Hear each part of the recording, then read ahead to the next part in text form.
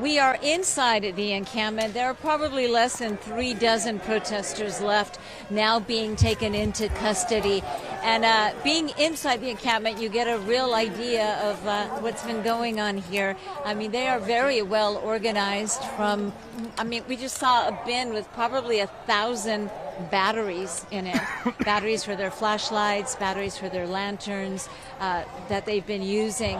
It is quite the setup. We're going to show you more of that later on. Right now you are looking at the last set of protesters. Again, probably 3 dozen of them left being taken into police custody as that pre-recorded message continues to play, telling people that they are in violation, that this encampment is unlawful, citing the different penal codes that they are in violation of right now. And you can see flashlights, batteries. I'm going to leave that right there. Just the different signage. They have a hand washing area, a lot of food areas.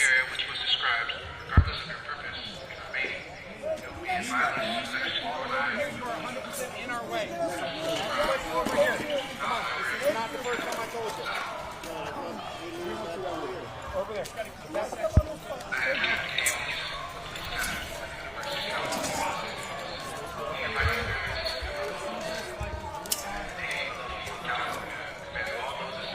In the area inside the Dixon Plaza to immediately disperse, which means break up this incident. If you do not do so, you may be arrested or subject to other police action.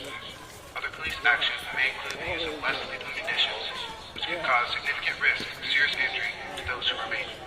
Section 409 of the Penal Code prohibits remaining present at an unlawful assembly. That's right. And all in all, it was peaceful. It could have been, it sounds like a cliche, but it could have been much worse. A young lady being taken off campus now wearing one of those orange safety vests, something that a lot of the protesters were also wearing. And as photographer Bethesda to pan this way, here it says, protection kits for 6 p.m. tonight.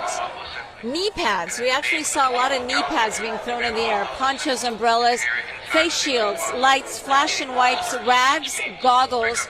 Viva la resistencia, power to the people, long live the resistance in Spanish written.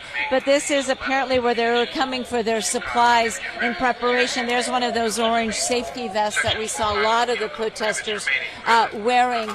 And you see helmets, you see the goggles, you see masks, food. They have a bathroom section. There you can, there's a huge pile of Kirkland toilet paper. You see the helmets they were wearing, and there's one of those safety vests that were brought in. They had a lot of support.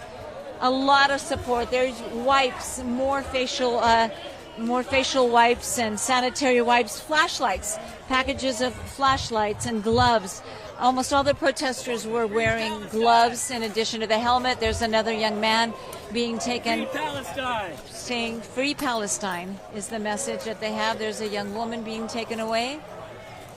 The California Highway Patrol taking the last few dozen protesters that were left standing, the last men and women left standing here in this encampment. What they did was they circled around them. They continued to make that circle smaller and smaller and smaller, and now they have them up against Powell Library. You can see the scaffolding. Apparently some construction was being done here at UCLA, and they've spray painted and they put up letters, Free Palestine. UCLA, I can't read that, something about genocide, a lot of signage, a lot of messages spray painted on the wall here, and of course the Palestinian flag, which we've seen many of them. And here comes a young woman who appears to want to walk backwards for some reason, or is being walked backwards, unclear why. Oh, young man, sorry.